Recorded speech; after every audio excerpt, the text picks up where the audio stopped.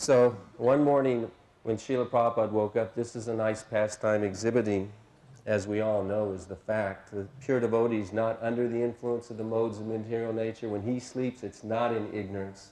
It's just another time when he is engaged in Krishna's service.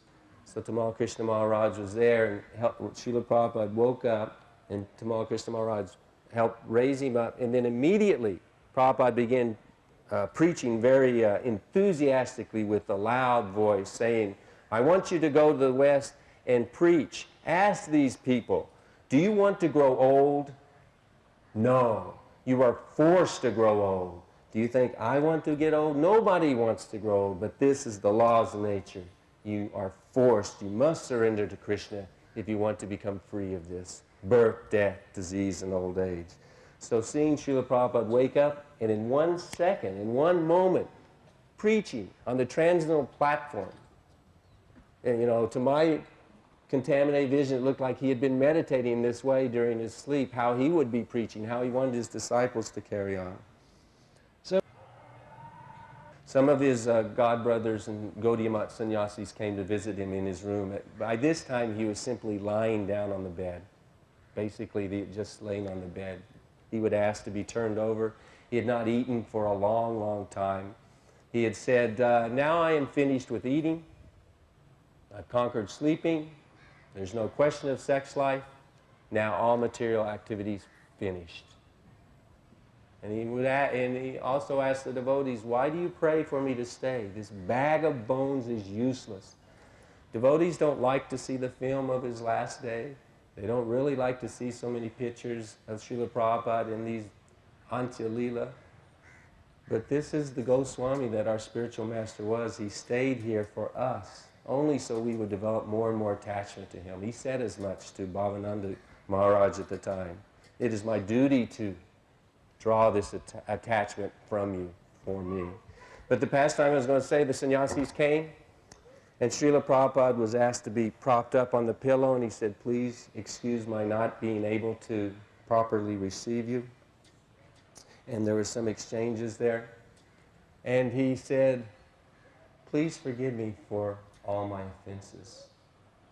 He said, sometimes in preaching there are some strong words that are spoken, and I would like to ask for forgiveness. And of course they appropriately responded, no, there's been no offense. The offense is ours. Please forgive us. And then they began talking in Bengali. And later I asked one Bengali devotee, one devotee who spoke Bengali, what did he say? And I believed what he shared with me because it was in the same mood. But he said, also please forgive my devotees. Sometimes they think they're the only devotees. I've had time to teach them prachar, but not achar. Meaning preaching, that is the essence. What else could he do in the short time that he had with us? He had to send out this army of monkeys and simply ask us to spread the glories of Lord Chaitanya via book distribution, Harinam, and all the other wonderful activities of ISKCON. But he said, I didn't have time to preach them the etiquette, so sometimes we are very rusty in that regard, and not so good. But anyway, the humility is what I am making the point of trying to glorify Srila Prabhupada. No offense on his part. Every move, every thought, every word dictated by the Supreme Lord, and only out of compassion for us was he remaining here in those last months. And sometimes, raised a Christian, they say, oh, they glorify Jesus Christ, he died for our sins. Because my love was really secured for Srila Prabhupada during those last months. I like to think how actually his glories is that he kindly chose to stay with us longer than it was certainly convenient. Maharaj Radhanath Swami was talking about the sacrifices he made. Anybody, it's nice to hear how many devotees, there are a number of devotees who were here in the last days, but anybody who saw or heard Kaviraj, the doctor, saying, simply lying on the bed with no body fat left from not eating, it was like the nerves, it was like being on fire. Just the skin and the nerves rubbing against the bone. Did Srila Prabhupada complain once? No. Did he ask for morphine for the pain? No. He simply wanted to be with his devotees and have us chant Hare Krishna. And I do have to squeeze this in. It was mentioned, but to me it's such an important aspect of Srila Prabhupada's love for us, all of us. He wanted all of us to be here for this passing. He asked that, the instruction was given, we readied canopies on top of the Gurukula building, Fogo Ashram there. He wanted all of his disciples to be with him. He loves us so much. He doesn't forget any single service. We've heard the most insignificant things that we've done, devotees shared that they've done for Prabhupada in his Jai. And that is Srila Prabhupada. How can we give up his service? How can we turn away from him or forget him? We owe him everything. Thank you. And I remember one pastime where I was in the garden. We were reading from, after chanting, reading from first canto Srimad Bhagavatam. And I'd forgotten exactly what verse it was, but they were reading the Sanskrit translation verse and purport.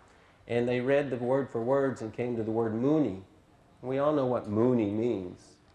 Well, the word for word translation was a verb.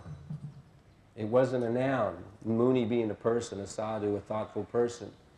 It was a verb. And Srila Prabhupada said, read that again.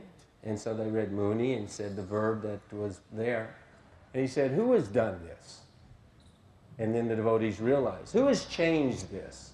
Who is that rascal?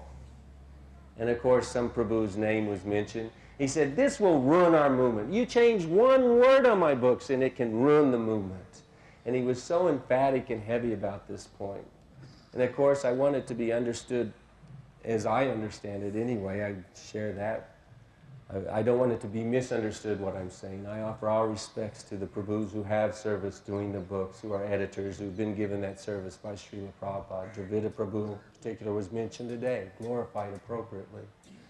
But what I understood is we can't change the message of the spiritual master.